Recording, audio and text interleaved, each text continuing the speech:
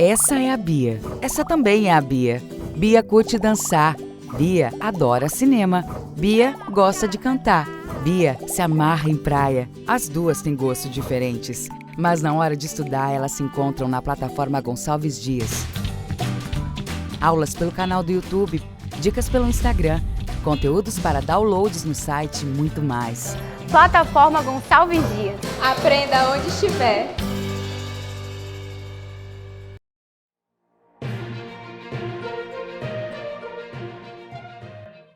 Olá, eu sou a professora Lívia Aroucha e esse é o 4º módulo do curso de Cuidador de Idoso. Falaremos hoje sobre algumas doenças comuns do envelhecimento. Não esqueça de acessar dentro da nossa plataforma o material desta aula. Como sempre, para esclarecer qualquer dúvida, você pode entrar em contato através do fórum ou ainda por e-mail. Para iniciarmos este módulo, nós precisamos compreender que você, cuidador, não precisa fechar diagnóstico de nenhuma doença, mas você precisa estar atento a alguns sinais e sintomas que podem indicar que o seu idoso está perpassando por alguma alteração patológica. Então, quais são esses sinais que vão despertar a minha atenção? Dificuldade de expressar uma ideia, a fala sem nexo, dificuldade para escrever ou para entender o que está escrito, não consegue conversar ou manter uma conversa e dificuldade para expressar as suas emoções. O esquecimento, ele é um fator muito presente em qualquer fase da vida. No entanto, com o envelhecimento, esse esquecimento ele passa a ser mais presente. E quando o idoso não se reconhece como alguém que está esquecido, isso chama a nossa atenção. O que você, cuidador, pode fazer com esse idoso? Incentive atividades de leitura, palavras cruzadas, incentive ele a modificar o local do relógio para dar uma estimulada e exercitar o cérebro, assim como registrar no papel todas as atividades onde ele tem guardado coisas importantes.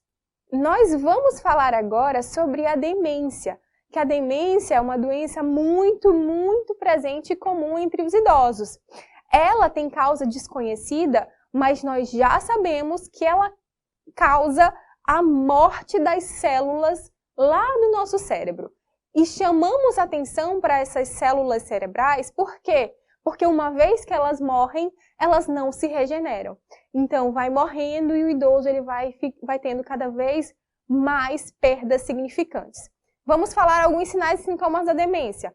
A falha da memória recente, ele consegue falar para você uma coisa que aconteceu há 20, 30 anos atrás, mas ele não sabe falar algo que aconteceu ontem, por exemplo. A desorientação em tempo e espaço. Dificuldade de falar, esquece o nome das coisas, alterações rápidas de humor, ora feliz, ora zangado, ora com raiva, e são alterações muito rápidas. Ele também pode começar a fugir, a sair com roupas inapropriadas, até andar nu. Ele perde um pouco dessa noção do convívio em sociedade. Ele pode esconder ou guardar uma coisa e não se lembrar e acusar você de ter roubado, ou ter alucinações, ver imagens ou ouvir vozes. Nós vamos falar agora sobre a depressão. E a depressão ela não é uma doença exclusiva do envelhecimento. Ela pode acontecer em qualquer fase da vida. Mas algumas coisas nos idosos favorecem para que eles possam desenvolver. A depressão na terceira idade é mais comum em mulheres que são viúvas, que vivem em instituições de longa permanência e que não têm um companheiro. A depressão, ela pode ser estimulada ou ocasionada por alguns outros fatores. Que fatores são esses? A incapacidade física, a sensação de invalidez, depender de outras pessoas. Alguns medicamentos também favorecem o desenvolvimento de sintomas depressivos, traumas psicológicos, perda de entes queridos, dificuldades financeiras. Então, todas essas coisas podem ser um fator de gatilho para o desenvolvimento da depressão. A doença de Alzheimer, que é uma coisa que eu sei que vocês conhecem, é uma doença muito comum entre os idosos. É caracterizada pela perda progressiva e irreversível da memória, da orientação em tempo e espaço, a pessoa fica muito confusa, ela perde a capacidade de realizar atividades do cotidiano. Geralmente, é aquele senhor que a família começa a dizer, tá ficando esclerosado, é um velho gagá. Então, são coisas que a gente costuma ouvir. Mas você, cuidador, com seu olhar atento, você vai identificar e conversar com a família que esse idoso, ele precisa de ajuda. Porque quanto mais cedo o diagnóstico for feito, melhor as chances de você controlar esses sintomas. O Alzheimer, a doença de Alzheimer, ela é definida em fase inicial, que é perda de memória, ele não vai conseguir desenvolver algumas atividades, ele vai ficar mais dependente. Temos a fase intermediária, onde além desses sintomas iniciais agravados, nós vamos ter o idoso com dificuldade de reconhecer seus amigos e familiares. A perda de se encontrar ou se conhecer em ambientes que eram familiares para ele, tá? Na fase final, nós vamos ter uma dependência total desse idoso. Ele não consegue mais fazer nada sozinho, ele tem uma perda progressiva de peso, ele tem infecções urinárias e respiratórias, e eu chamo a atenção que são as infecções respiratórias, como a pneumonia, que acabam matando esses idosos, tá? Na fase terminal, esse idoso ele não consegue mais fazer nada, ele não se alimenta sozinho, ele não sai da cama, ele cria uma série de escaras que são feridas no corpo, tá? E por conta das infecções, ele pode evoluir para a morte. Outra doença muito comum entre os idosos é a desidratação. E a desidratação, ela é algo que é facilmente detectado por você, cuidador. A água, ela é importante em todas as fases da vida. Mas por alguns motivos, o idoso ele vai perdendo essa capacidade, esse desejo por beber água. Por que isso? Porque os órgãos, quando sentem a necessidade de água, mandam uma mensagem para o cérebro.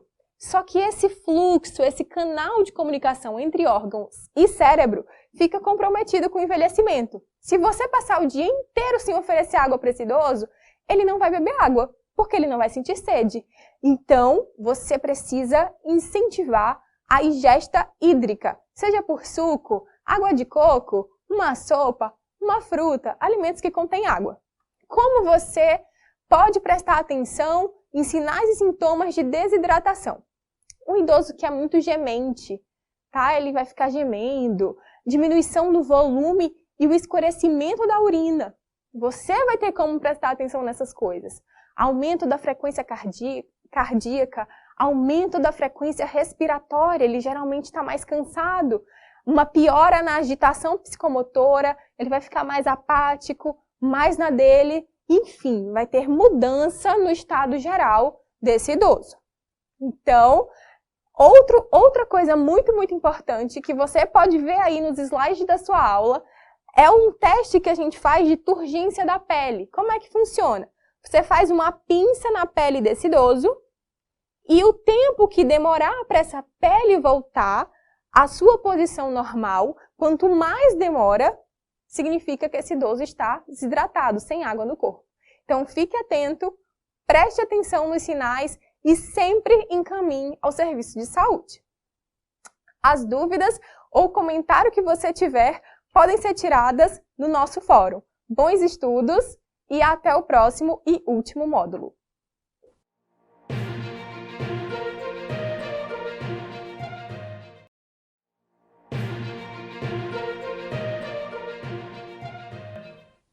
Olá novamente, eu sou a professora Lívia Aroucha e esse é o último módulo do curso de Cuidador do Idoso. Após o término desse módulo, não se esqueça de responder às atividades postadas. E como sempre, para qualquer dúvida, você pode entrar em contato conosco através do fórum ou por e-mail.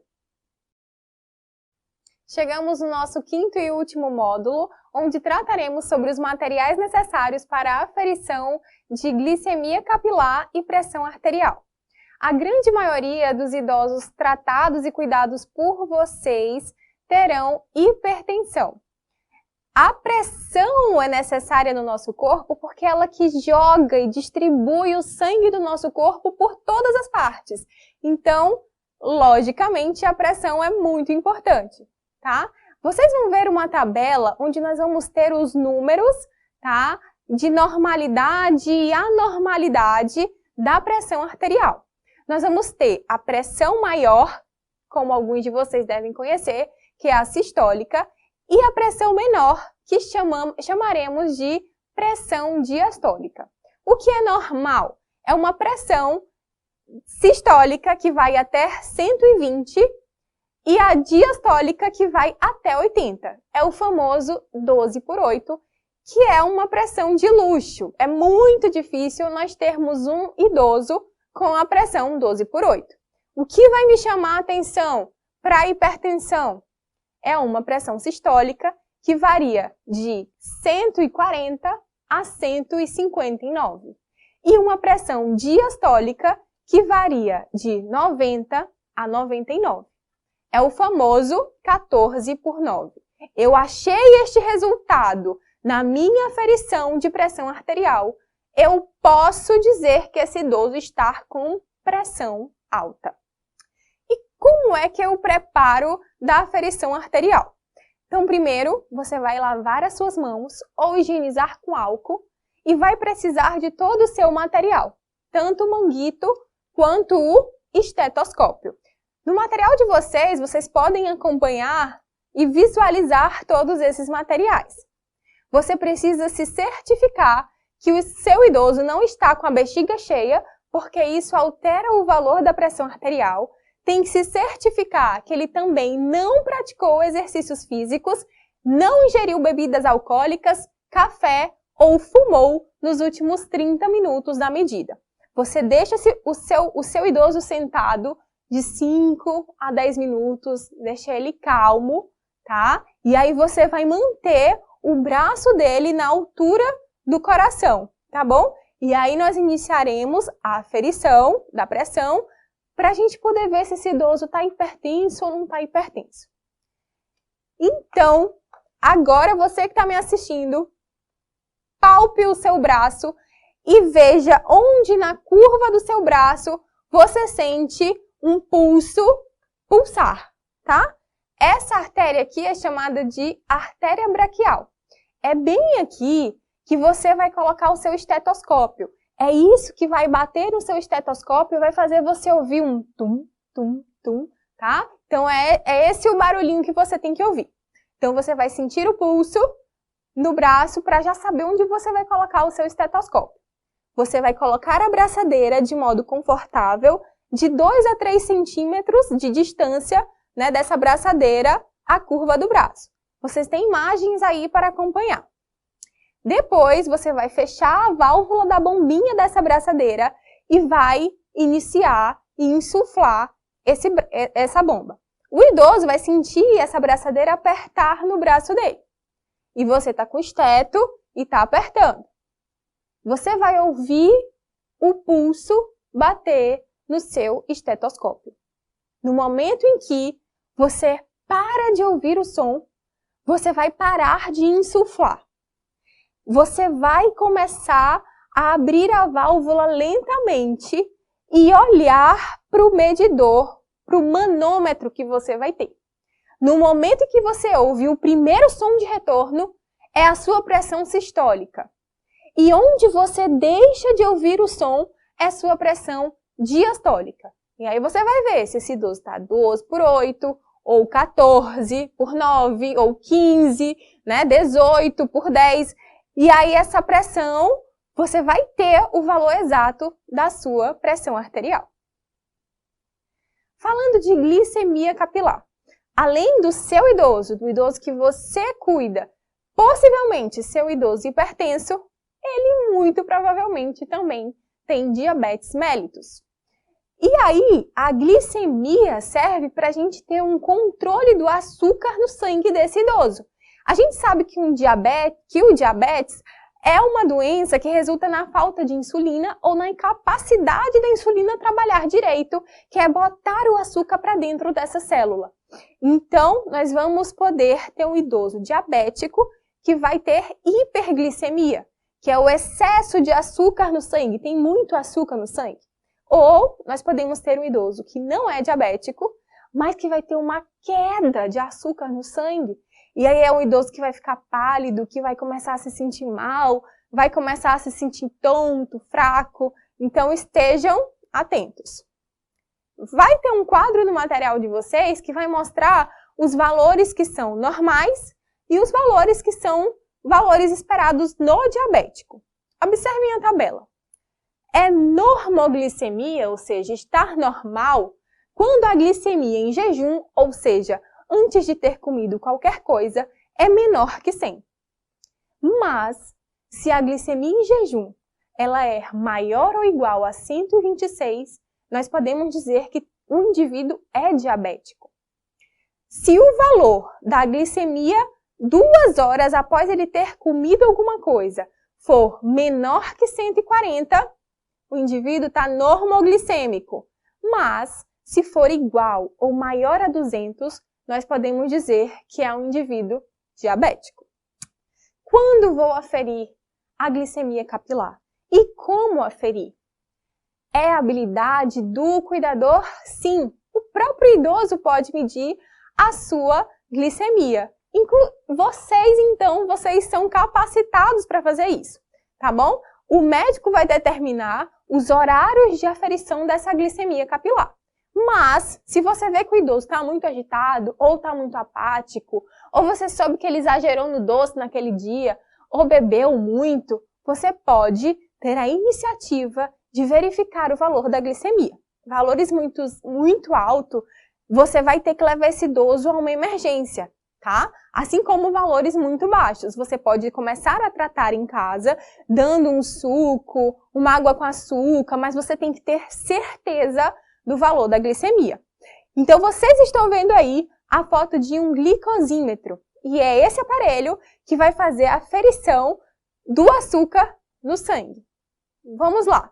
Vocês precisam do glicosímetro, vocês precisam de uma fita onde vai ser colocado essa gotinha de sangue e vocês precisam ou de uma caneta, que são dispositivos bem mais avançados, ou simplesmente de uma agulhinha bem fininha que eles vendem próprio para aferição de glicemia. Optem pela lateral da polpa digital, nunca na ponta do dedo, porque aqui tem terminações nervosas e aí acaba doendo bem mais essa furada. O idoso que precisa de verificações recorrentes, você tem que fazer um rodízio entre os dedos para não furar só em um. Então, furou o dedinho, fez um botão de sangue, bota na fita e aí vai conectar essa fita ao glicosímetro ou já vai estar conectada ao glicosímetro e você vai ter o valor da glicemia capilar. Espero que essa aula e o curso como um todo tenham sido proveitosos. Se estiver com alguma dúvida, não deixe de entrar em contato. Bons estudos e não deixe de responder as atividades como requisito para a obtenção do seu certificado de conclusão deste curso.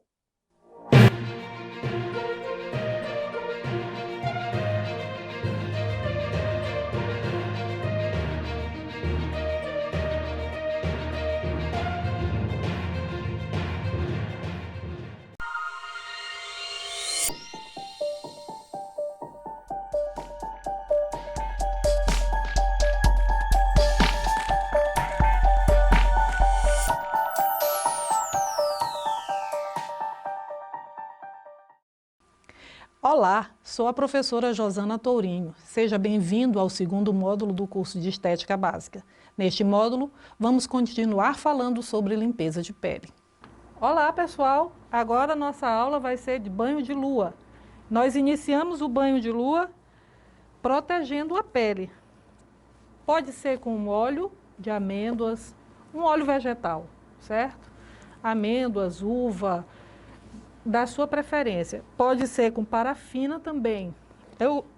Hoje nós vamos trabalhar com a parafina. Só vamos fazer a aplicação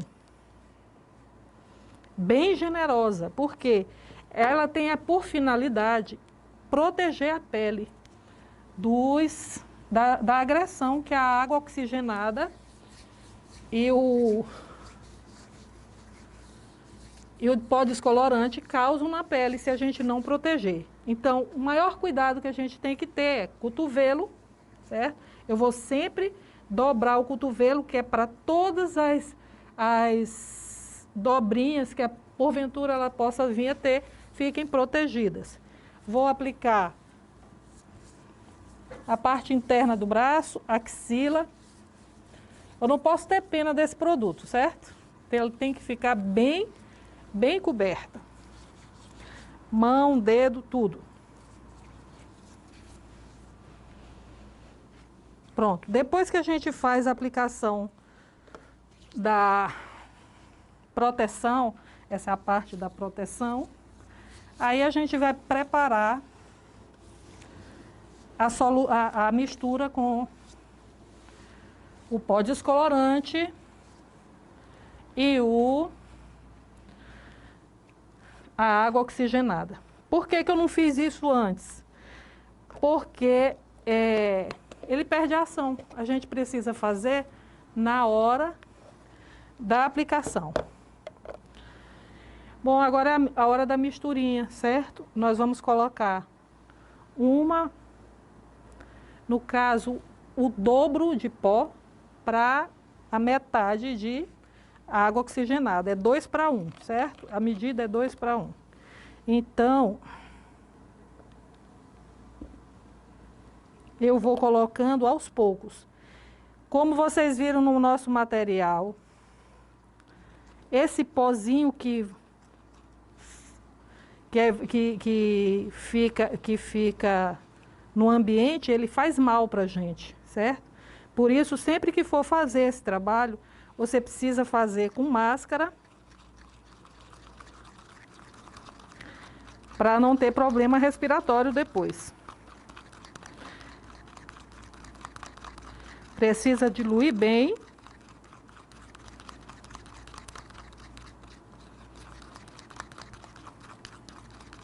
A água oxigenada que eu usei foi 20 volumes e o pó descolorante pode ser o de sua preferência.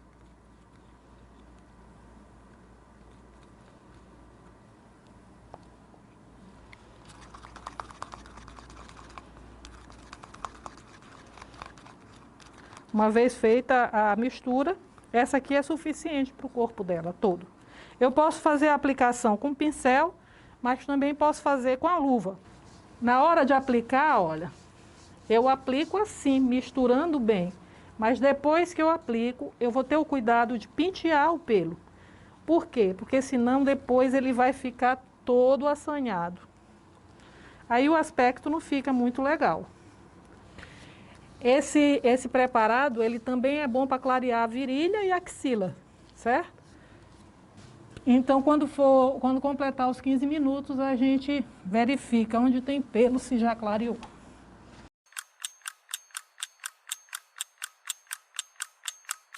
Então, pessoal, agora, depois de 20 minutos, a gente vai olhar se o pelo já está todo dourado. No caso dela, já está tudo douradinho, ela já vai tomar um banho. Daqui a pouco a gente volta.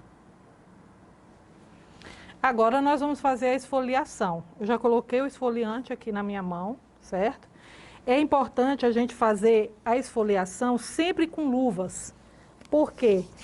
Porque se você for fazer 2 esfoliações, 3 esfoliações por dia, você acaba perdendo sua impressão digital. Então, esse é um trabalho que a gente sempre vai fazer de luva.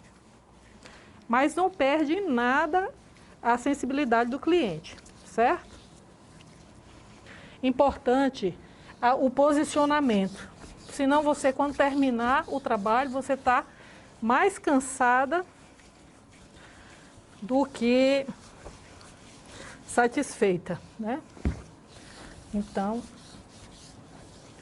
é a postura que você vai adotar que vai permitir que você faça esse trabalho e depois você fique bem. Agora ela vai tomar um banho para poder voltar para fazer a máscara. Pronto, nós vamos agora finalizar o nosso trabalho aplicando uma máscara.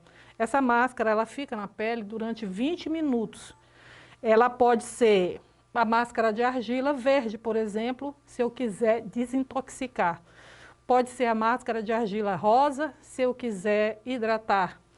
Essa máscara negra também, para hidratação, ela é maravilhosa. Então, você vai escolher a máscara de acordo com o seu objetivo, certo? E aplicar, todas elas você vai aplicar e vai deixar agir os 15 a 20 minutos. Você pode cobrir a parte que você aplicou para ocluir. O que quer dizer ocluir? Potencializar o efeito dessa máscara. Vai fazer com que a pele absorva as propriedades dela com maior rapidez. O ideal para a oclusão é o plástico, filme PVC, por exemplo. Nós costumamos comprar o filme PVC tamanho industrial. Ele é excelente para esse trabalho, tá? Como essa máscara, ela seca rápido, o que eu vou fazer? Eu vou molhar minha mão, pode ser com água ou com óleo vegetal, para poder fazer a massagem, certo? É uma massagem relaxante, são poucos movimentos, porque o objetivo desse trabalho não é a massagem, o objetivo nós já alcançamos, que é justamente o banho de lua, nós já fizemos. Então a massagem é um item a mais, tá? Esse movimento aqui a gente chama deslizamento profundo. Cada movimento vou repetir de 3 a 6 vezes. Deslizamento superficial ou effleurage. Gente, aqui eu vou obedecer a anatomia, certo? O intestino da gente, ele inicia aqui, né? Mas ele desce, aí ele faz esse desenho, ó. E aqui ele vai despejar. Então, todo movimento que eu fizer, eu vou obedecer esse desenho, certo? Ó.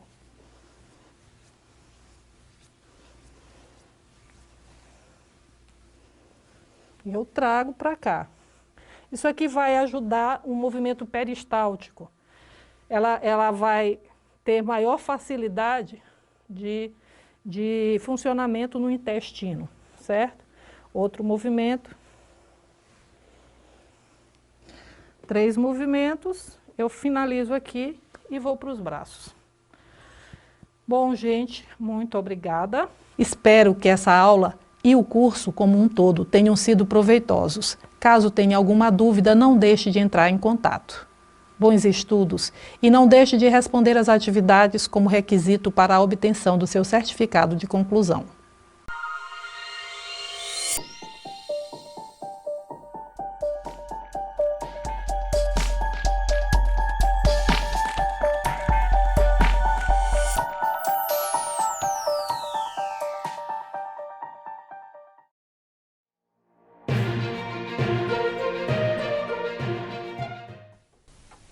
Oi, eu sou Isabela Gontijo, sou professora de Filosofia Aplicada há 15 anos e esse é o segundo módulo do nosso curso de Gestão Socioemocional frente a crises e inseguranças.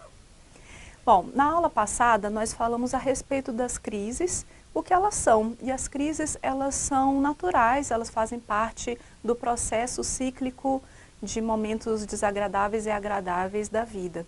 Só que diante dessa questão da ciclicidade da vida, a gente fica se perguntando, sim, se isso é tão normal assim, por que eu não consigo lidar tão bem? Então, para a gente responder essa questão, eu vou logo adiantar uma ideia para vocês. O grande motivo, talvez até o principal motivo, são os nossos valores. Mas para eu poder fundamentar essa minha ideia, eu vou falar para vocês a respeito de uma das ideias básicas da filosofia, que é a ideia de que o subjetivo, ele se expressa no objetivo.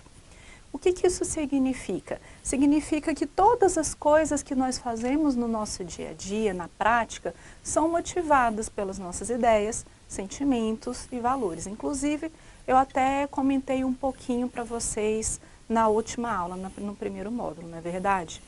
Então, o que isso vai representar? Que, por exemplo, se eu vou fazer um trabalho, vamos dizer que eu vou construir uma cadeira. Primeiro eu penso nessa cadeira, eu me motivo para realizar essa cadeira e aí só no final das contas eu pego o material e faço a cadeira.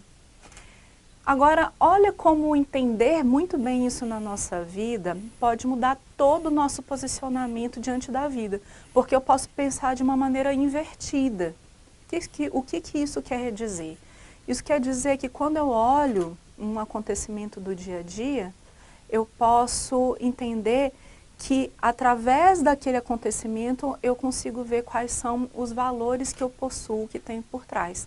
Então, se tem um acontecimento harmônico em que as coisas estão fluindo, isso significa que por trás eu tenho valores harmônicos. E o contrário também pode acontecer. Se eu estou vivendo um conflito, se há uma desarmonia, alguma coisa que não vai bem, significa que por trás tem um valor que não está bem, que não está em equilíbrio. Como o meu professor de filosofia fala, quando você chega de manhã e olha para o espelho e olha o reflexo no espelho e não gosta do que está vendo, você vai maquiar o espelho ou o seu próprio rosto? Não teria sentido algum maquiar o espelho, na verdade, porque o problema está na gente. Então, a mesma coisa, a vida é o espelho do que acontece dentro de nós. Então, se a gente vê alguma coisa que não vai bem na vida, a gente tinha que corrigir dentro de nós, na nossa forma de pensar, sentir e também os nossos valores. Tá certo? Bom, um outro ponto que nós podemos ver então é dentro da nossa vida, como é que estão os nossos valores? Entendam que os nossos valores vão modificar a forma como nós lidamos com o nosso dia a dia. Isso significa que os fatores objetivos da vida, eles não definem como nós vamos reagir a esses fatores. Vou dar um exemplo para vocês. Vamos dizer que vocês estão andando e você está andando e encontrou uma foto de uma mulher velha estranha. Está jogada no meio-fio, por exemplo. Você logo vai querer varrer, enfim, jogar no lixo. E se essa foto for da sua mãe já falecida? Você vai olhar aquela foto toda jogada ali no chão, vai ficar, nossa, eu não acredito, a foto da minha mãe, vai guardar, arrumar com todo carinho. Não é assim? Porque o que acontece? O fato objetivo é uma foto de uma mulher estranha jogada no chão. Agora, como nós vamos lidar, vai depender dos laços, da relação que eu tenho com aquele fato objetivo. Então, para vocês verem como pode mudar da água para o vinho. Então, os nossos valores são o fator que determina a nossa reação diante dos acontecimentos da vida. E é por isso que a crise ou qualquer outra situação desagradável que aconteça é um fato. Mas como eu vou me posicionar diante desse fato, aí isso sim vai depender dos meus valores. Tá certo? Bom, agora seguindo, vamos entender o seguinte. Como é que são os nossos valores? Existem basicamente dois tipos de valores. Eu organizei em dois grupos para facilitar. Existem os valores egocêntricos e os valores integrados. Os valores egocêntricos são aqueles em que eu me coloco como o mais importante de tudo que está ao meu redor. Ou seja, é egocêntrico, eu sou o meio de todas as coisas. Então, eu vou até trabalhar com outras pessoas, mas usando as pessoas como meios para eu conseguir os benefícios para mim. É como aquela história, eu olho uma árvore e eu penso assim, a árvore é boa por quê? Porque ela me dá sombra, ela me dá frutos, ela deixa mais fresquinha a minha casa. Ou seja, eu não estou olhando a árvore pelo que ela é, e sim pelo que ela pode me oferecer. Então, quando eu tenho valores egocêntricos, a minha visão de mundo é bastante limitada. Eu olho as coisas só de acordo com o meu interesse. Isso significa que eu vou ignorar um mundo de outras coisas que estão fora da minha visão limitada. E isso faz com que eu comece a tomar decisões irreais, fora da necessidade, fora da realidade. E é claro que se eu começo a agir desconsiderando a maior parte dos fatores, eu vou começar a gerar conflitos e desarmonias. Geralmente, pessoas que vivem em função de valores egocêntricos, elas falam uma frase muito clássica, que é, eu não sei o que está acontecendo, eu faço tudo certo mas está dando tudo errado. Já ouviram alguém comentar uma coisa desse tipo? É justamente por isso, porque ela está com uma visão muito limitada da vida, só pensando no ponto de vista dela e está ignorando tudo o que está ao redor. Mas existe um outro tipo de valor que eu vou chamar aqui para hoje com vocês de valores integrativos ou integrados.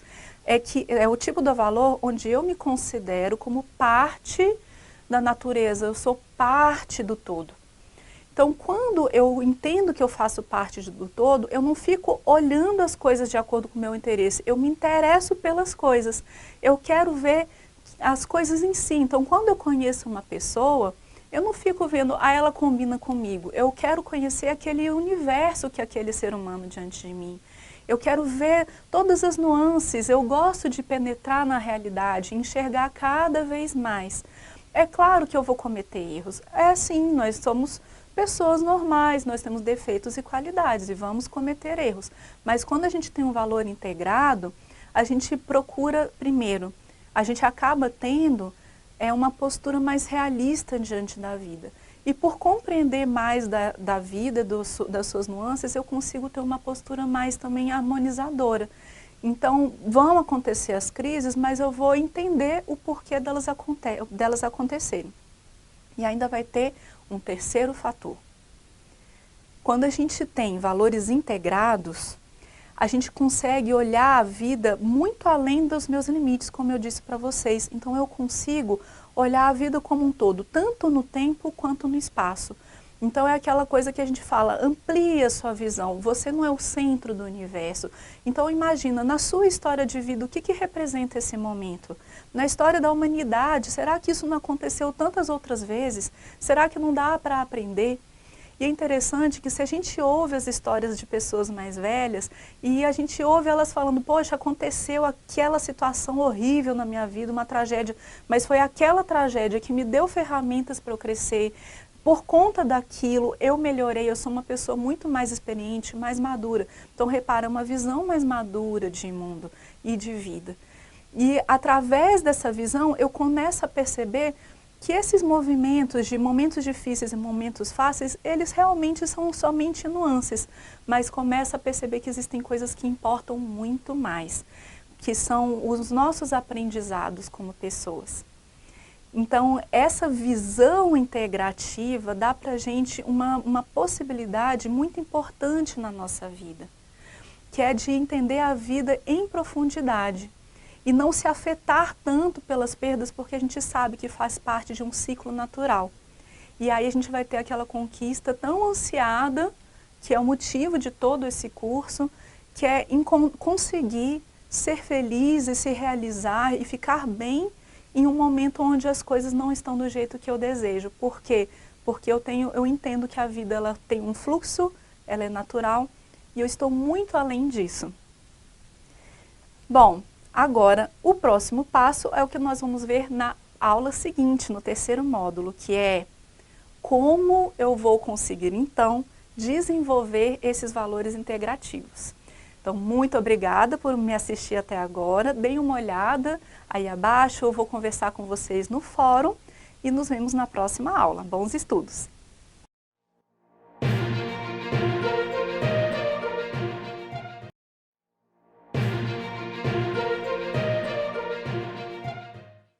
Seja bem-vindo ao Maranhão Profissionalizado, a plataforma online de ensino do governo do estado do Maranhão. Eu sou Isabela Gontijo, sou professora de Filosofia Aplicada há 15 anos e esse é o primeiro módulo do curso de Gestão Socioemocional frente a crises e inseguranças. A primeira coisa que nós vamos fazer no nosso primeiro módulo é um exercício de imaginação. Eu gostaria que vocês imaginassem ou relembrassem um momento de um início de uma crise, seja no presente momento, em algum momento da vida de vocês, e como é que nós reagimos diante da crise. Então, naquele momento da mudança, onde tem tudo é uma novidade, o que a gente começa a sentir? Algumas pessoas vão sentir desespero, outras medo, angústia, tristeza, raiva, e tem aqueles ainda que acabam simplesmente ignorando e fingindo que nada está acontecendo, e tem aqueles otimistas que não param de pensar na possibilidade de dar tudo certo, mesmo e que esteja ignorando as situações mais racionais. Então, quando esse primeiro impacto passa, logo as pessoas começam a pensar em novas formas de poder solucionar essa situação de crise, que afinal de contas é um problema. Então, vou atrás de técnicas, de novos processos para solucionar essa situação. Só que mesmo assim, pode acontecer, diante de uma crise mais grave, que as pessoas não consigam reagir tão rapidamente a essa situação. E mantenha aquele mesmo estado inicial de angústias ou euforias durante um longo tempo. Então, nessa hora é que o papel do gestor daquela equipe vai ser fundamental, porque é ele que vai dar a tônica do comportamento da equipe. De uma certa forma, o gestor ele tem uma característica de liderança e de centro unificador daquele grupo. Então, a forma como ele vai reagir, a forma como ele vai se comportar e como comunicar mesmo com as pessoas vai dar a tônica do comportamento diante da crise, tá certo? Então, o que eu queria colocar para vocês é que a gente muitas vezes corre um certo risco. E o risco é o quê? Que diante de momentos de crise, o nosso risco é focar muito na busca de soluções técnicas e operações e se esquecer que existe o fator principal aí, que é o ser humano que vai executar essas soluções técnicas. E se ele não estiver bem, não tem tecnologia, não tem processo que resolva a situação. Então, eu gostaria de trazer um ponto muito importante, que é uma das bases que a filosofia trabalha, que é a ideia de que todas as ações que acontecem no mundo, todas as atitudes, todos os nossos comportamentos, os nossos hábitos, eles são reflexos de uma mentalidade que nós carregamos. Mentalidade, valores, sentimentos, eles são a origem das nossas ações. Vou dar um exemplo. Vamos dizer que você está aí assistindo esse vídeo nesse momento, certo? Imagino que esteja segurando algum aplicativo, um equipamento que tem um aplicativo, não é verdade? E acontece que você não chegou aí por um acaso. Você não chegou, começou a ver o vídeo, depois pensou, olha, rapaz, eu estou no meio de um curso. Não foi assim que aconteceu. Então, inicialmente, como é que começou? Você ficou sabendo do curso, em seguida você sentiu uma motivação de acordo com seus interesses.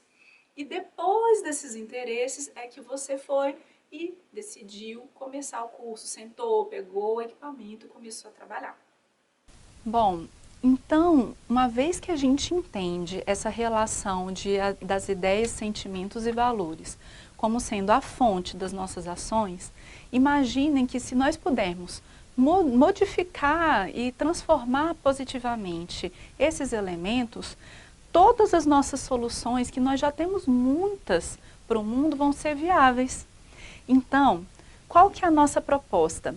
Que nós precisamos aprender a fazer uma mudança de mentalidade na forma como nós lidamos com a crise. Porque as crises, elas podem ser, como muitas pessoas falam, momentos de grandes oportunidades de aprendizado. Mas o problema é que se a gente não souber se posicionar corretamente diante dessa situação, aquele momento vai nos desmontar. Então, vamos entender agora o que é uma crise, certo? A crise é um momento de dissolução de estruturas anteriores. O que isso significa? Que dentro da natureza, da vida, a gente tem momentos que estão aparentemente bons e aparentemente ruins. Por que eu digo aparentemente? Porque vai depender muito da forma como nós nos relacionamos. Ou seja, vão ter momentos em que as coisas fluem, dão certo, e tem momentos que elas se recolhem, onde elas se acabam. Vamos dizer que a gente relacione isso com o dia e a noite, o inverno e o verão. Então, vamos dizer assim, eu gosto muito de verão e não gosto de inverno. Mas imaginem que na vida não existisse mais inverno e fosse simplesmente verão. O que aconteceria com a natureza, então, nessa ocasião? Você consegue imaginar que as plantas, os animais, inicialmente estariam com toda aquela vivacidade natural do verão, mas ia diminuir a água, eles iam começar a morrer, de fato. Ou vamos dizer que a gente falasse assim, não, eu gosto mesmo é de trabalhar do dia, a noite é triste. Imagine se na nossa vida só houvesse o dia. De novo, com a noite ela é necessária para o nosso descanso, para o nosso metabolismo, para revigorar a nossa saúde. Então, é importante que haja essa dualidade na dinâmica da vida. E acontece que existem momentos de recolhimento onde o que havia no momento de expansão tem que ser dissolvido. Só que se o que está sendo dissolvido na ocasião são aquelas coisas que nós estávamos apegados, de fato, na hora que elas se dissolvem, a gente sofre. E principalmente, se nós não estávamos preparados para isso, a gente sofre ainda mais. Então, vamos entender um pouco melhor esse nosso apego às situações. Se nós não compreendemos que a vida é assim mesmo, que ela tem esses momentos de dissolução, nós começamos a construir uma imagem da vida onde tudo acontece de acordo com os meus desejos, de acordo com as minhas preferências. E quando eu perco esse momento, quando as coisas não vão do jeito que eu tinha me iludido, na verdade, porque isso é uma grande fantasia, eu sofro aquele susto, aquele baque do momento da perda. E aí é que está o segredo, porque é claro que ninguém gosta de perder alguma coisa que tinha conquistado, ninguém gosta de viver momentos de conflito, de dor e de sofrimento. Mas é muito pior você desejar uma vida achando que tudo vai fluir bem e não se preparar para esse tipo de momento. Então, esse entendimento que a vida ela é dual, que tem momentos bons e momentos ruins, e viver isso com naturalidade, aceitar com naturalidade todas as nossas perdas, é um grande fortalecedor para a gente em momentos de crise. Existe ainda um último fator que eu queria comentar com vocês, que é entender que tudo que acontece na vida tem uma causa, é uma lei de causa e efeito natural de todas as coisas. Todos os fatos vieram de uma causa e todos os fatos vão gerar um efeito. Então, se nós estamos vivendo o que estamos vivendo hoje, é porque de fato houve uma causa. Isso não estou querendo dizer que nós fomos os geradores totais da causa, porque, por exemplo, nesse momento que o mundo está passando, essas causas vêm de instâncias muito maiores do que a nossa atuação pessoal no nosso dia a dia. Mas, ainda assim, tem alguns elementos que sim nós podemos interferir.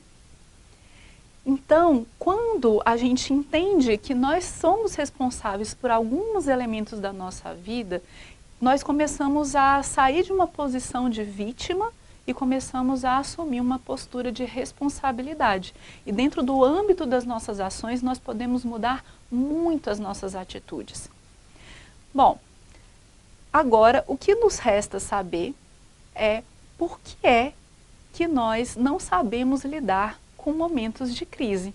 E esse vai ser o tema da nossa próxima aula, do nosso próximo módulo.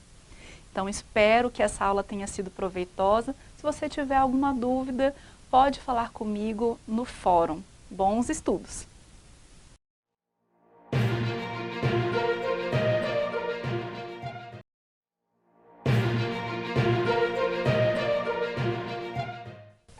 Olá, meu nome é Isabela Gontijo, eu sou professora de Filosofia Aplicada há 15 anos e esse é o terceiro módulo do curso de Gestão Socioemocional frente a Crises e Inseguranças.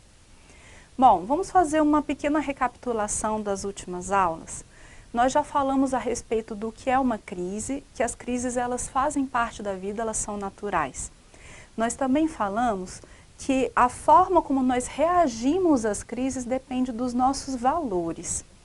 E que se nós temos valores egocêntricos, aquele momento da crise vai ser um momento de muito desespero, de sentimentos negativos, de instabilidade. E se nossos se nossos valores são integrativos, os nossos sentimentos e nossa reação vai ser de aprendizado e de realização. Então, tudo isso nós vimos na aula passada. Só que agora nós precisamos responder a pergunta que todos querem saber, imagino. Como é que eu vou conseguir desenvolver esses valores integrativos? E a primeira coisa que eu preciso falar a respeito disso é que não é simples, não é um simples momento de fazer trabalhos de autoajuda, estudar alguma coisinha que vai te dar uma receita de bolo, ou que você vai fazer um momento para se sentir melhor e vai ficar tudo bem, porque não é assim, porque isso inclusive é até a própria ideia oposta de autoajuda. O valor integrativo é você ficar melhor para poder contribuir mais com a sociedade, com as pessoas. Então, não vai ser dessa forma. Bom, o segundo ponto que nós vamos trabalhar é que para a gente conseguir desenvolver esses elementos dos valores integrativos para aprender a lidar melhor com as crises, nós vamos precisar trabalhar 2 elementos que são parte de uma das máximas da filosofia, que é o conhecer-se e dominar-se. Primeiro, o conhecer-se. A primeira coisa é que nós precisamos entender quem nós somos e quais são os nossos valores. E se por um acaso nós temos algum valor nocivo que tem nos prejudicado diante da vida, de forma que a gente haja daquela forma egocêntrica que nos prejudica, tá bom? Então, eu vou citar para vocês 2 tipos de valores que a sociedade atual tem carregado que são nocivas. Uma mentalidade é a de colocar a responsabilidade sempre no outro. Ou seja, qualquer coisa que acontece comigo, não, mas é porque fulano não me entregou a tempo aquela informação, eu fiz tudo do jeito que eu tinha, mas os outros é que não me entenderam. Então a gente acaba colocando sempre a responsabilidade em outras pessoas. Esse é um dos valores nocivos da nossa sociedade, porque acaba que de fato vira um hábito, nós sempre colocamos tudo como sendo responsabilidade dos outros e nós somos simples vítimas. Esse é o primeiro. Segundo valor nocivo é um tal do intelectualismo. Não é a pessoa estudar, gostar de compreender, mas o ismo geralmente indica aquele vício, aquele mau hábito de achar que é só a gente ter vários conhecimentos intelectuais, juntar muitas informações e que o acesso, o puro acesso a essa informação já é suficiente para transformar a situação. Ou seja, o importante é ter informação, e aí já está garantido. E esses 2 problemas, essas 2 ideias nocivas, equivocadas da sociedade, têm gerado uma série de comportamentos que fazem com que os nossos valores sejam egocêntricos. Porque eu sempre me sinto vítima, achando que a culpa é sempre dos outros, e acho que eu simplesmente lendo coisas, ainda mais hoje em dia com informações muito superficiais, eu já estou fazendo alguma coisa pelo mundo. E no final das contas, eu não estou fazendo nada. Então, se por um acaso esses valores são os valores de vocês, não tem que se preocupar, é só mudar. E é para isso que estamos conversando hoje aqui. A segunda parte do trabalho é o dominar-se. Ou seja, uma vez que eu sei o que eu preciso melhorar, então agora eu posso me corrigir. Só que essa parte de dominar-se vai ser importante a gente trabalhar com uma mentalidade, é a mentalidade do ser exemplo, ou seja, eu preciso melhorar a mim mesmo. Para quê? Para poder ser exemplo para os outros. Eu não sei se vocês já ouviram falar de um conceito de gestão de empresas que é chamada de inteligência espiritual, que fala que quando uma pessoa se motiva por interesses próprios, para ganhos pessoais, ela tem uma força, uma determinada força. Mas quando ela sabe que outras pessoas podem se beneficiar, ou ainda mais, que necessitam dela, essa força se multiplica. Então ela faz ser muito melhor, muito mais rápida, muito mais criativa. Então a generosidade faz com que a gente seja melhor e é um dos grandes motores que o ser humano pode ter. Então, quando eu penso que é importante ser exemplo aos demais, isso me ajuda a vencer as minhas limitações, vencer os meus medos, os meus receios, tá bem? E quando eu falo de ser exemplo, eu não estou falando exemplo de perfeição, porque isso, inclusive, nem é possível e, de fato, não ajudaria a gente de muito, porque se eu vou ser exemplo para uma pessoa e eu sou perfeita, aquela outra pessoa simplesmente vai dizer para mim, nem adianta, essa pessoa está muito longe das minhas possibilidades, eu prefiro ficar do jeito que eu estou, que é o que eu dou conta de fazer.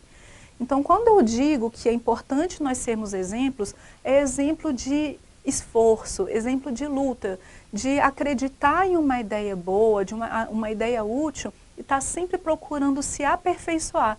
Então, entendam isso. Uma coisa é exemplo de ser perfeito, outra coisa é um exemplo de aperfeiçoamento, esse espírito de sempre aprender. Então, esse modelo de aperfeiçoamento, de ser exemplo aos demais, é um ponto que é muito importante para o nosso autoconhecimento e autodomínio. E agora, para os gestores, será que isso é importante? Com certeza. Bom, para os gestores, entendam que os gestores eles estão trabalhando sempre com uma equipe, não é verdade?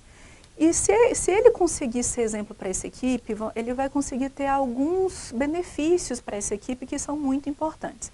Primeiro, é que se ele é exemplo desses valores que ele está querendo que a equipe adquira e assim consiga lidar bem com uma crise ou um momento de insegurança, ele vai ser aquele esteio, aquele eixo central que vai trazer tranquilidade, que vai trazer fortaleza para aquela equipe. Então, por consequência, aquela postura dele acalma e irradia para toda a equipe e traz mais serenidade.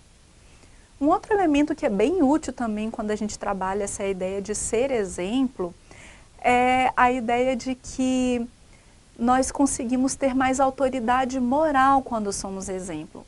Então isso para um gestor que tem essa característica de liderança é muito interessante, né? Ou seja, eu não preciso ficar mandando as pessoas fazerem, porque como eu faço e sou uma pessoa esforçada, os outros começam a me respeitar e gostam de ouvir as minhas colocações. Então isso dá o tal da autoridade moral, que é bem interessante. E a segunda coisa que é interessante também é que quando você é exemplo, você consegue dar orientações mais precisas para as pessoas, especialmente quando estamos tratando de valores. Porque uma coisa é a transmissão de informações mais técnicas. Como dizia, já que estamos falando de filosofia, vou dar um exemplo de Aristóteles. Aristóteles falava que os vários tipos de conhecimento podem se organizar de muitas formas, mas existem alguns conhecimentos que são conhecimentos mais assim técnicos e que eles podem ser transmitidos de forma teórica. Mas existem outros conhecimentos que necessitam da vivência, da nossa experiência própria, para poder ser transmitidos. E, inclusive, eu não tenho como migrar a minha experiência para o outro, mas eu posso incentivar que a outra pessoa tenha a mesma experiência que eu, ou pelo menos aprenda com a minha experiência para que ela cresça também. Então, eu posso ensinar matemática, teoricamente. Eu ensino fórmulas e passo exercícios, as pessoas olham, entendem a minha fórmula e vão executando. Agora, aprender a lidar com o medo e a insegurança, aprender a lidar, por exemplo, com a vaidade, com a teimosia, essas coisas você pode passar a teoria que for. A pessoa simplesmente através da teoria ela não vai aprender. Então, quando você tem essa busca de ser exemplo para os demais, você sabe quais são os elementos necessários para transmitir aquele conhecimento.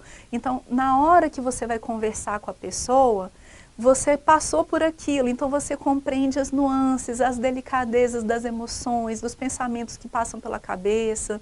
Então, na hora que você conversa com a pessoa e ela começa a te questionar de coisas mais práticas, você sabe como é que faz para ajudar aquela pessoa. Por isso que é tão importante para um gestor conseguir ter esse estímulo em ser exemplo para os demais. Essa mentalidade de ser exemplo, ela não é muito usual, apesar de amplamente falada nas mídias como a melhor forma de educação.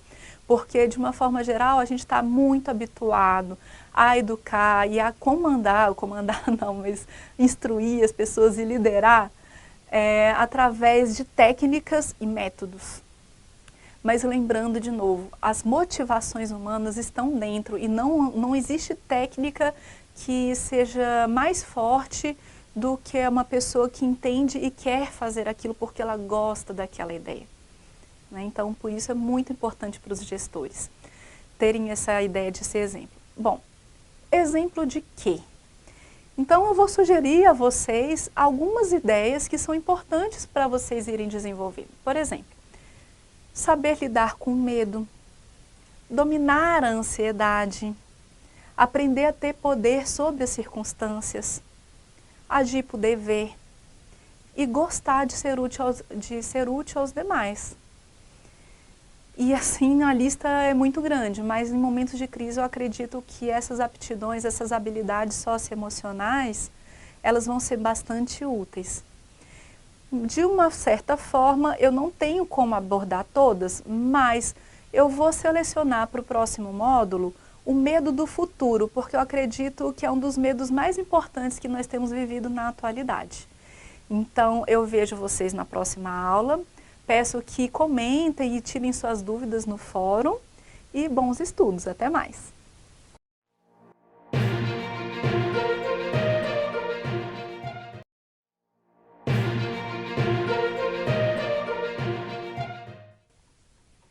Olá, eu sou Isabela Gontijo, sou professora de Filosofia Aplicada há 15 anos e esse é o 4º módulo do curso de Gestão Socioemocional frente a crises e inseguranças.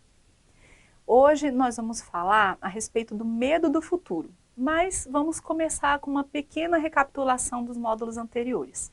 Então nós começamos falando sobre que a crise é uma questão natural da vida, que os nossos valores que carregamos determinam como nós vamos reagir à crise. Que os valores integrativos nos ajudam a nos posicionar de uma forma mais positiva e construtiva diante das crises. E que para a gente desenvolver esses valores, nós precisamos aprender a nos conhecer e nos dominar. Falei um tanto a respeito da importância de aprender a ser exemplos, especialmente para quem trabalha com gestão. E agora vamos falar a respeito de uma das habilidades socioemocionais que é tão importante em momentos de crise, que é o medo do futuro. Então vamos lá? Bom, o que está relacionado com o medo do futuro? O futuro lembra a gente uma incerteza e uma impossibilidade de termos domínio sobre as circunstâncias. Todo tempo isso acontece, porque de fato a gente não tem domínio total sobre o futuro, aliás, muito pouco sobre o futuro. Mas, ainda assim, a gente, quando as coisas estão indo bem, ou você consegue fazer um pouco mais de planejamento. Mas numa situação de crise, o que acontece é que tudo que você estava acostumado e achava que dominava, a crise vira para ti e fala, você não tem domínio sobre nada. E tira o nosso chão e você sente, meu Deus, agora eu não consigo mais lidar com o futuro. Na verdade, você nunca teve essa possibilidade de dominar o futuro. Era só uma ilusão da segurança. Então eu queria conversar com vocês a respeito de como lidar com essa insegurança diante do futuro ou diante de alguma outra coisa, né? E eu acho bem útil nós lembrarmos de uns filósofos de uma escola de filosofia da antiguidade clássica que chamava a Escola Estoica. E eu vou citar hoje para vocês 2 autores. Um autor é chamado Epíteto, que era um escravo na Roma Antiga, e um outro chamado Sêneca, também romano, que eu vou citar primeiro. Sêneca tem um livro muito interessante que eu vou deixar aí a fonte para vocês, que chama Sobre a Brevidade da Vida, ele fala sobre o tempo. Bom, o que acontece? Existia uma máxima estoica que era a seguinte, eu falo assim, eu brinco, coloquem isso escrito no espelho do banheiro de vocês para vocês lerem assim que acordarem, porque é uma máxima muito útil, há coisas que dependem de mim e há coisas que não dependem de mim. Isso Epíteto, no seu livro A Arte de Viver, fala bastante. O que isso significa? O que significa é que existem coisas na nossa vida que nós não temos como dominar. E o que fazer diante delas? Aceitar. Tem coisas que não estão fora da nossa abrangência de atuação. Então, mas tem coisas que sim, nós podemos atuar, tem coisas que nós podemos mudar. E nessas coisas, então o que eu tenho que fazer? agir e age com todas as suas forças. E onde é que está o nosso grande problema? O problema é que nós tendemos a querer mudar aquilo que nós não podemos mudar, e naquilo que nós podemos, a gente não faz nada, a gente tem medo, receio, preguiça, ou seja, um monte de outros de defeitos que nós possuímos e a gente não lida direito com a situação. Então, vamos pensar aqui numa situação. Estamos vivendo um momento de crise social, de saúde, economia no mundo inteiro. Essa crise é uma realidade. Você pode, pela força da sua vontade, mudar? Não. Você, na sua atuação, você tem que mudar essa crise mundial na forma de agir? Mundialmente, provavelmente não, acredito que não. Aí você fala assim, não, mas eu posso nos meus atos cotidianos mudar. Então o que você tem que fazer? Mudar nos seus atos cotidianos, para proteger as pessoas que estão ao seu redor, a sua família, a sua comunidade. Então se isso você pode mudar, então o que diz essa máxima? Então faça, não pare, comece a agir agora.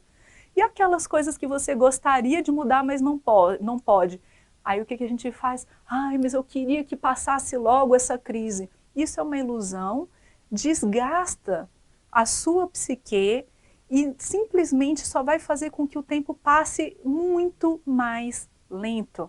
E você vai ficar angustiado, vai ficar mal e pode até desenvolver alguma doença psicológica. Então não fique querendo mudar coisas que vocês não podem mudar. Hajam naquilo que vocês podem, vocês vão ver o quanto vocês podem mudar. Mas, a bem da verdade, vamos pensar o que é que de fato nós podemos mudar. Vamos dizer assim, eu posso trabalhar para a mudança, ok, mas isso vai garantir a mudança? Não. Então isso depende de ti parcialmente, mas não totalmente. Mas o ânimo para o trabalho, isso depende de ti. O seu desejo de sempre melhorar e se aproximar, de se aprimorar, né? Isso depende de ti. A sua capacidade de errar e ter a humildade para aprender com outra pessoa, a humildade depende de ti, isso depende de ti. Então o que diz Epíteto?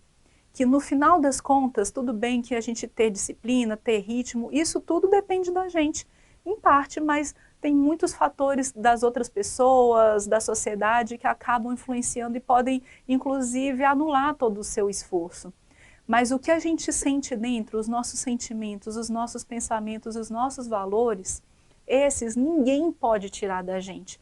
E esses são, sim, os que dependem de nós. E são justamente esses os valores que vão fazer o nosso posicionamento diante de crises e inseguranças poder ser algo realmente construtivo e algo benéfico, não é verdade? Então esse é um primeiro ponto que é muito importante a gente entender diante do medo do futuro. Agora vamos para falar a respeito do futuro em si. Quando a gente fala de futuro, significa que a gente tem uma dificuldade de relacionar-se com o tempo. Então vamos entender o seguinte, o tempo eu vou dividir ele em passado, presente e futuro, certo? O tempo passado, normalmente a gente tem uma má relação com ele da seguinte forma. Ou a gente gosta muito do que a gente viveu no passado e a gente fica saudosista querendo que ele se repita, ou a gente lembra com amargura ou com raiva do nosso passado porque ele foi muito duro e difícil e a gente não quer pensar a respeito dele. E aí o que acontece quando a gente tem essa má relação? Se a gente é saudosista, a gente sempre fica frustrado com uma sensação de que a nossa vida está sempre pior. Eu não sei se vocês já tiveram experiência de participar de um grupo de colegas da escola. E aí você entra, ou então um encontro, vamos fazer um encontro de amigos da escola, vamos. Aí chega lá, as mesmas piadas, as mesmas historinhas, e você fica pensando, meu Deus, esse pessoal passou anos e continua agindo como um adolescente. Então você, na verdade, naquela hora você se dá conta de que aquele tempo maravilhoso que você passou na escola, ele foi maravilhoso porque você era um adolescente na época, mas agora você é uma outra pessoa. E não adianta ficar querendo repetir experiências do passado no presente, porque elas nunca vão ser iguais, e pode ser que você mesmo não seja o mesmo. Aliás, pode ser não, provavelmente você não é mais o mesmo, e você não vai viver aquela experiência da mesma forma como no passado. Então essas experiências do passado ficam no passado, porque o presente pode ter várias outras experiências muito mais ricas. E também, quando a gente rechaça o passado porque a gente considera que ele foi um momento ruim da nossa experiência, a gente corre o risco de ficar repetindo os mesmos erros, porque eu não gosto de pensar onde foi que eu errei. Isso lembra aquilo que eu falei de um problema, uma mentalidade social mal trabalhada, que é aquela ideia de sempre responsabilizar os outros dos nossos próprios problemas. Então, eu junto isso com o meu problema de rechaço do passado e não aprendo simplesmente com o passado. E aí? Eu fico repetindo os mesmos erros. Sobre o futuro. Com relação ao futuro, qual é a nossa ideia?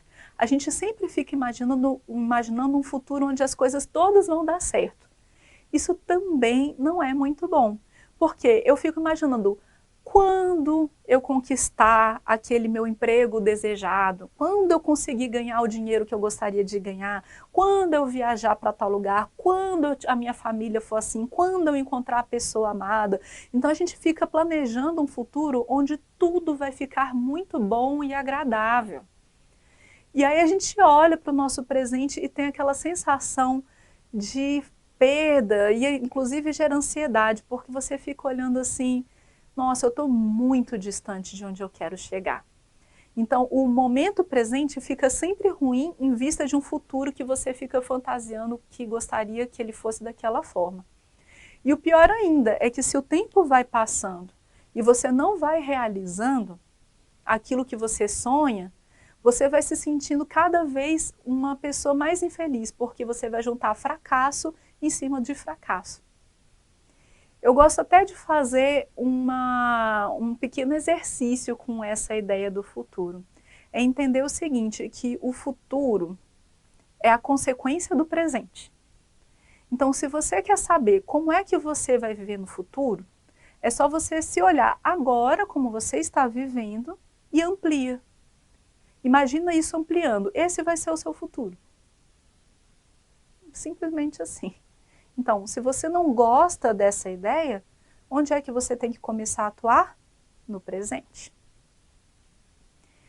E o que acontece com o nosso presente? Se eu tenho uma má relação com o passado, ou de rechaço, ou de desejo de repetição de fatores do passado, e uma má relação com o futuro, sempre sonhando com o futuro, que eu sequer estou construindo no presente, o que eu estou fazendo no presente? Nada. Por quê? O presente dura quanto tempo? O presente dura um instante, não é nem um segundo. Ele foge rápido. E aí o que eu vivo? No presente eu estou sempre desatento, porque eu estou pensando no passado ou no futuro. O passado não existe mais, porque ele realmente já se acabou, ele ficou para trás. E o futuro ainda não existe. Então o que eu tenho na minha vida? Nada. Uma junção de nadas. E aí eu vou ter sentimento de vazio, crises existenciais e uma grande insegurança. Por quê? Porque a minha vida é solta no ar, ela não está sendo construída em base a nada. Então, diante dessa má relação com o tempo, a gente tinha que repensar para pensar numa boa relação com o tempo. E como é que seria isso? Vamos parar para pensar. O passado. Ele já acabou? Acabou. Mas as experiências do passado, positivas ou negativas, elas são fontes de aprendizado. Eu não tenho como repetir as minhas experiências, mas e se eu aprender com as minhas experiências do passado e trazer para aprendizados humanos, ou seja, maturidade, aprendizado de vida. Os aprendizados de vida eu tenho como viver no presente, não é verdade? Então, com isso, eu carrego o que é útil do passado para o meu presente. E o futuro? Como o futuro é uma consequência do meu presente, eu posso já começar a viver ele agora. Então, tudo que eu sonho para o meu futuro, eu tenho que começar a viver agora. Aí você pode pensar, ah, mas eu não sou rico e eu quero ser rico no futuro. Sim, mas eu faço a seguinte questão para vocês. Sim, você quer rico para quê? Aí você vai falar, para poder curtir mais a vida, para poder ficar mais tempo junto com as pessoas que eu amo, para ser mais relaxado, não viver tão preocupado. Então eu retorno a pergunta para você. E esses fatores que é o que você quer ter e você acha que vai ser a riqueza que vai te dar isso, você não pode construir isso agora através da sua vontade, do autoconhecimento, do domínio de si mesmo? Pode, mas vai demandar um esforço. E quem sabe, se você não considerar que só quando você conquistar coisas é que você vai ter isso, você de fato vai conquistá-las, certo? Então, com isso, você traz o seu futuro para o seu presente. E o momento presente? Aprenda a ser atento. Aprenda a perceber a beleza e a riqueza que você tem naquele instante. Então, com isso, você consegue juntar o bom do passado, que é a experiência, o bom do futuro e já começar a viver o futuro agora, e vai viver o presente, que é o único momento da sua vida onde, de fato, você pode atuar. Ou seja, você consegue uma junção de passado, presente e futuro, um instante de eternidade a cada momento da sua vida. Agora, imagine que importante que é isso em um momento de crise, porque a gente fica com medo do futuro, o que nos aguarda, e a gente percebe que, de fato, os acontecimentos a gente não tem como dominar. Mas se eu consigo dominar a mim mesmo e trazer tudo o que eu necessito como ser humano, ou seja, em sentimentos, pensamentos e valores, se eu consigo trazer isso tudo para dentro de mim, diante das circunstâncias da vida, seja elas quais forem no futuro, eu vou estar muito bem. Porque se for uma circunstância difícil, eu vou aprender com ela. Há coisas que dependem de mim, há coisas que não dependem de mim. Se ela vai ser difícil ou fácil, isso não depende de mim. Mas aprender com a situação, isso sim depende de mim. E aí eu vou começar a entender que sim, existem coisas que dependem de mim, que é a minha própria postura, independente do que acontecer no futuro, se eu cultivar esses valores mais humanos, eu vou conseguir viver um futuro muito melhor. E isso vai trazer uma tranquilidade tão ansiada e diminuir nosso medo do futuro. Bom, então, essa é a ideia que nós temos para trabalhar hoje. Espero que com isso vocês consigam ampliar para outros tipos de habilidades socioemocionais que vocês sintam necessidade de desenvolver hoje, seguindo esse mesmo tipo de reflexão, de dialética. E na próxima aula nós vamos trabalhar um elemento muito importante, que é como passar esse nosso aprendizado para as pessoas que trabalham conosco, para os nossos colaboradores, tá certo? Então, vejo vocês na próxima aula. Deixem seus comentários, as suas dúvidas no fórum, que eu vou sempre procurar responder, tudo que eu conseguir responder para vocês, e bons estudos!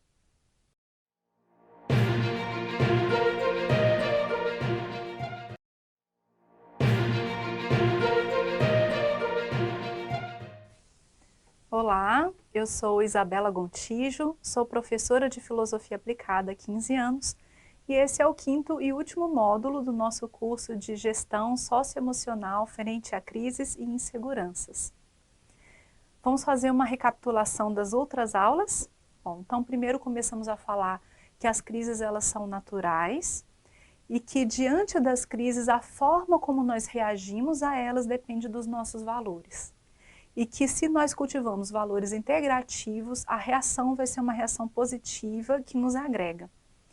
E também falamos a respeito de como é importante para os gestores aprenderem a desenvolver esses valores dentro de si, a fim de eles se tornarem exemplos para o grupo, para a equipe que eles coordenam, tá certo?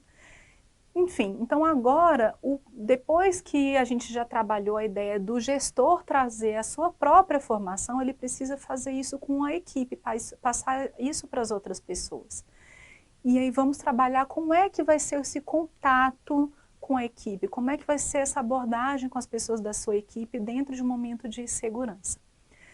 Primeiro ponto é preparar-se para o que vier, porque quanto maior a sua equipe, vão ser as mais variadas situações que vão chegar até você.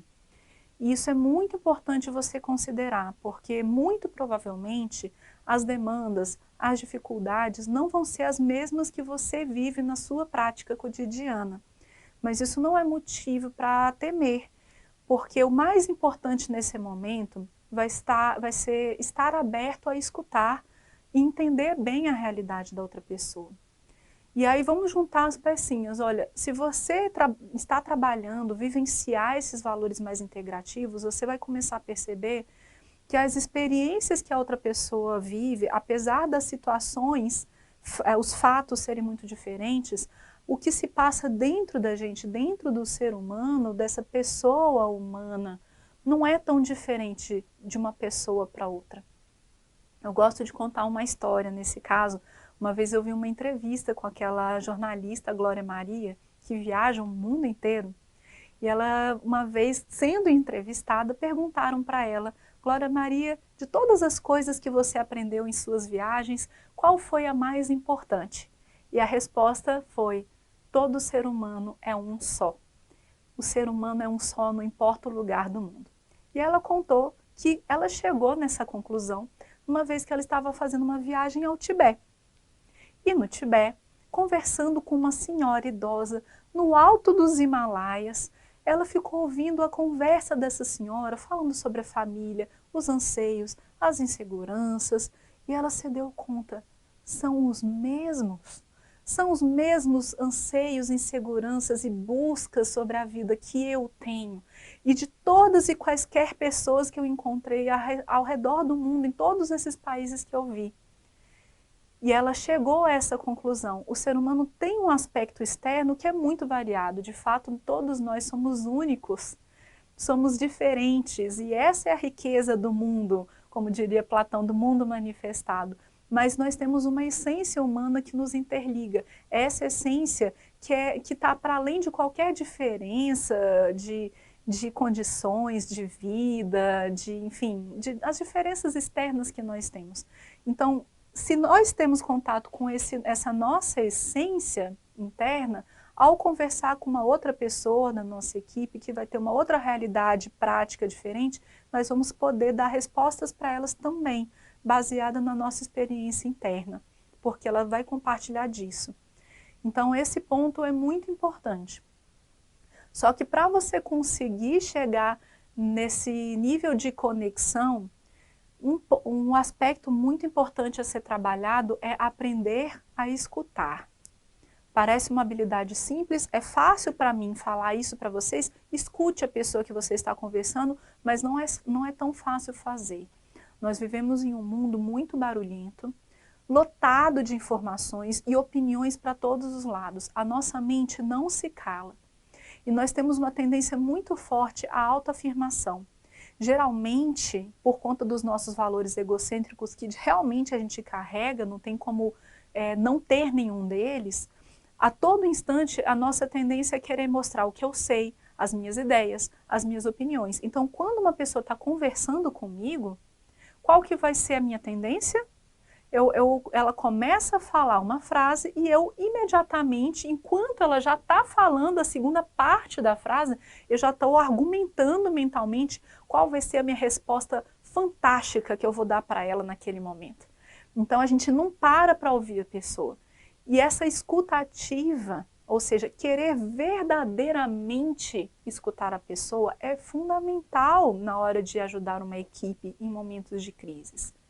Saber silenciar a mente, saber se posicionar de uma forma a receber e querer compreender. Então, esse querer entender a pessoa é muito importante, tá bem?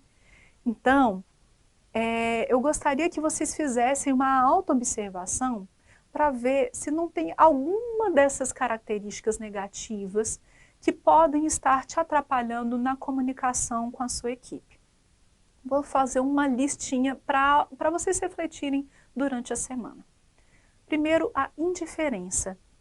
Será que quando uma pessoa vem contar para ti uma história que para você não é tão importante, você menospreza aquela pessoa? Segundo, o nervosismo. Você está nervoso porque você também está envolvido naquela crise, sua mentalidade está baixa, suas emoções não estão bem equilibradas, e aí você não tem aquele estado emocional adequado para escutar a pessoa propriamente bem. Terceiro ponto, a impaciência. Às vezes tem pessoas que têm velocidades diferentes da nossa. Se eu sou uma pessoa acelerada, eu não aguento que a pessoa seja mais lenta do que eu e fico querendo que ela acabe logo a história. E você não percebe que se ela está colocando para ela um drama da vida dela, ela necessita daquele tempo para expor aquele fato para você. Quarto elemento, o preconceito. E quando eu falo isso, claro que preconceitos raciais, preconceitos de gênero, preconceitos religiosos, esse nem se fala, esses são terríveis, aí você realmente vai fechar o diálogo totalmente. Mas nós temos alguns tipos de preconceitos que são muito menores, mas muito nocivos na comunicação. Às vezes eu tenho preconceito, por exemplo, com pessoas que são lentas, como eu disse agora há pouco. Às vezes eu tenho preconceito com pessoas que são rápidas, às vezes eu tenho preconceito com pessoas que gostam de certas músicas ou têm certos hábitos de vida que são diferentes dos meus. Então, na hora que ela começa a falar, eu logo já abomino aquilo que ela está dizendo, porque dentro de mim há um preconceito, certo? E o outro elemento, por último, é a preocupação com a posição, com o meu cargo, especialmente como gestor, como líder, às vezes a gente se preocupa. Ah, mas se eu conversar com ele a respeito disso, eu vou estar me menosprezando, eu vou me colocar abaixo dele, eu vou perder a minha autoridade. Bom, se você já tem feito aquele trabalho de base que eu tinha falado para vocês, que é aquele trabalho de buscar ser exemplo, e está sempre procurando sempre crescer, sempre se aperfeiçoar, você vai conquistando aquela autoridade moral, que é aquela autoridade natural, que você não precisa impor para ninguém, é só aquele respeito que a pessoa vai adquirir por admiração. Então não se preocupe em ser simples, não se preocupe em se colocar no nível da pessoa no sentido de escutá-la como um outro ser humano, porque no final das contas, gente, essas posições são posições apenas profissionais. No fundo, nós todos somos pessoas que estamos vivendo momentos, se é um momento de crise, todos estamos passando pela crise. E é claro que nesse momento eu, como gestor, tenho que ser esse centro, esse esteio para o grupo. Mas isso não significa que eu tenho que ter vaidade ou soberba, não é verdade? Bom, então, para a gente conseguir conversar com a pessoa, vai ser necessário calar a mente, aprender a silenciar e realmente se interessar pela pessoa. Entender, como dizia Nietzsche, que todo ser humano é um universo desconhecido. E que se eu gosto de compreender a natureza, a vida, a mim mesmo, a história, o ser humano, o outro que está diante de mim, é um universo.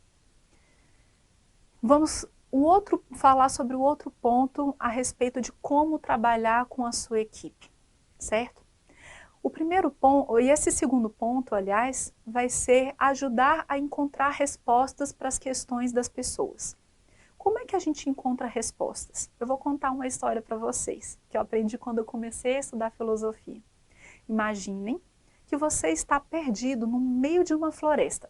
Quando você está perdido no meio da floresta, o que é que você procura para poder achar uma forma de sair dali? Ou você procura um lugar onde tem água e tal, mas e se por um acaso você olhar assim e ver o topo de uma montanha?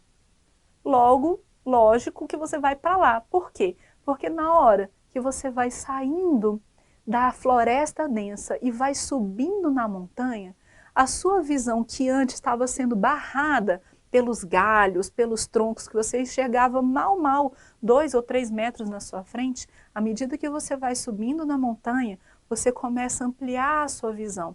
E quando você chega no topo da montanha, você tem uma visão ampla. Então você enxerga onde você estava, você enxerga um rio ali na frente, e às vezes você pode até enxergar uma vila e encontra a solução para o seu problema, você encontra uma forma de sair daquela floresta. Da mesma forma, quando nós estamos preocupados, tensos, os problemas estão caindo sobre a nossa cabeça, a nossa visão fica fechada, a gente não consegue achar solução para nada. Então, aprender a elevar a visão e ver a situação de uma forma mais ampla é o meio da gente achar respostas, porque para tudo há uma resposta, porque as coisas elas têm uma dinâmica. Então, se eu compreendo o porquê, eu consigo achar o como resolver. Mas para isso eu vou ter que ampliar a minha visão. E você, como gestor, vai ter um papel de conduzir a pessoa nessa ampliação da visão. Eu sei que é muito difícil, é uma responsabilidade grande, mas faz parte do nosso dever quando é gerir pessoas, conduzir equipes, não é verdade? E o que significa isso? Eu vou dar alguns exemplos da forma de ampliar a visão. Ampliar no tempo. Como eu falei para vocês na aula sobre ser exemplo, aprender a ver a situação que a gente está vivendo no espectro mais amplo da história. Ou seja, esse momento dentro da minha história, dentro da história do meu país, dentro da história da minha sociedade, da humanidade, o que é que ele representa? Será que outras pessoas não passaram por situações semelhantes e naquela hora pensaram, não tem jeito? E tem? Ou então mesmo lembrar a pessoa, você não passou por outros momentos difíceis na sua vida? Que você pensou, não tem jeito, mas quando você conseguiu parar para respirar, você viu a solução? Por que dessa forma, nesse momento, você não vai poder fazer da mesma forma? Então, ampliar esse espectro de tempo é bastante interessante. Uma outra forma de ver esse espectro mais amplo é entender talvez uma das ideias mais belas que a filosofia nos oferece, que é a percepção de que existem coisas passageiras e coisas duradouras. Então, a filosofia oriental trabalha muito essa ideia, que eu acho que é importante a gente, claro, traduzir para o que é que ela quer dizer, para a gente entender aqui. Então, vamos entender o seguinte. Existem coisas na vida que elas estão sempre mudando. Especialmente as coisas materiais, né? As coisas materiais estão sempre mudando. O nosso corpo, por exemplo, a gente foi criança, bebê, aliás, bebê, criança, adolescente, adulto, e vamos ser idosos, e um dia a gente vai morrer. Então o nosso corpo está em uma mudança contínua. A vida tem um monte de elementos que são passageiros, que são mutáveis, que são temporais, que mudam com o tempo. Entretanto, se você observar a sua própria vida, você vai observar que quando você era criança, lá dentro de você já era você mesmo. Era você com um corpo de criança, com uma vida infantil, mas era você. E era você adolescente, é você adulto, é você idoso. Repara, você não era outra pessoa. Se eu sou Isabela, eu não era Jaqueline ou Joaquim, eu sempre fui eu. Essa até que, tudo bem, Isabela foi o nome que os meus pais me deram, mas esse eu sempre está junto de mim. E está sempre avaliando, olhando e aprendendo. Então repara que existe dentro de mim um eu que não muda. Ele é sempre permanente. E por ser permanente, ele atravessa as mudanças do mundo, desse mundo passageiro, inalterado, ou seja, ele é incorruptível, ele não pode ser perdido. E se nós lembramos disso, nós começamos a perceber que nós temos um elemento dentro de nós que nunca pode ser perdido. Não há crise que possa tirar aquilo que nós somos internamente. A nossa essência não pode ser retirada de nós. Então, quando nós nos posicionamos do ponto de vista dessa minha essência e não do ponto de vista daquilo que vai morrer, daquilo que vai passar, daquilo que eu vou perder, porque de fato essas coisas vão passar de toda forma, sendo agora ou mais na frente, as coisas elas vão mudar. Mas nessa minha essência as coisas não mudam. E isso ressignifica o próprio sentido da nossa vida. Porque nós começamos a revalorizar o que é essencial. E reparem, não há nenhuma situação melhor do que uma crise que nos ajude a perceber as coisas que são realmente válidas e importantes na nossa vida. Porque diante da possibilidade de perder tudo aquilo que é passageiro, nós voltamos a dar valor àquelas coisas que são verdadeiramente importantes. Os sentimentos, os laços, os nossos valores mais profundos. Então a crise nunca é de todo mal, ela somente acelera um processo de aprendizado de vida que talvez nós demoraríamos anos e anos para aprender, ou sequer aprenderíamos, porque ela gera um contraste entre o passageiro e o duradouro, e você consegue extrair a essência e o valor da sua vida.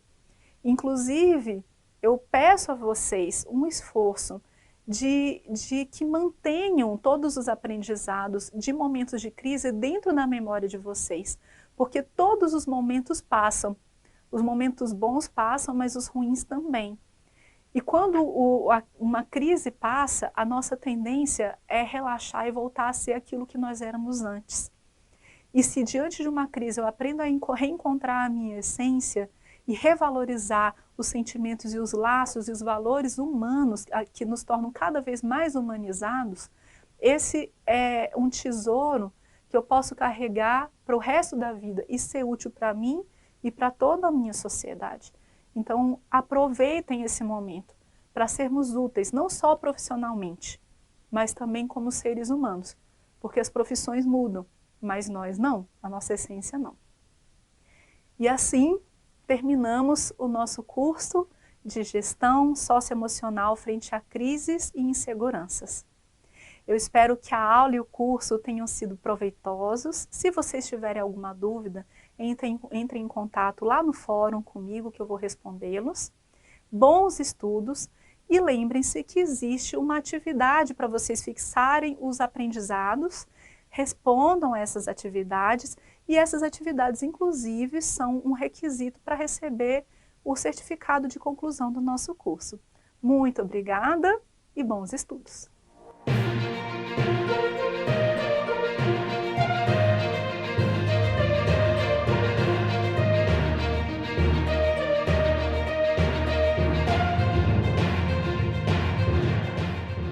Essa é a Bia. Essa também é a Bia.